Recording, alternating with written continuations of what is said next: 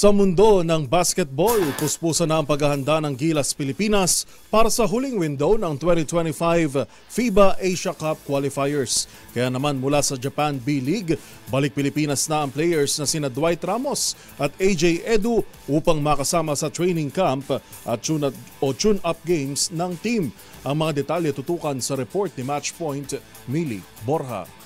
Nakabalik na ng bansa sina Dwight Ramos at AJ Edu para makasama sa paghahanda ng Gilas Pilipinas sa ikatlo at huling window ng 2025 FIBA Asia Cup Qualifiers. Mula sa kanilang laro sa Japan B-League, agad sumabak sa mabilisang training ng squad ng dalawa sa Inspire Sports Academy sa Laguna bago tumulak patungong Qatar para sa serye ng tune-up games.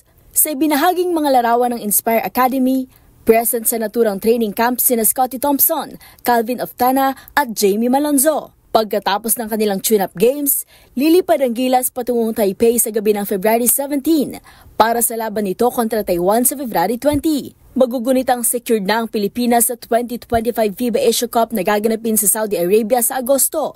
Pero kailangan pa rin itong tapusin ng qualifiers at makaharap ang Taiwan at New Zealand.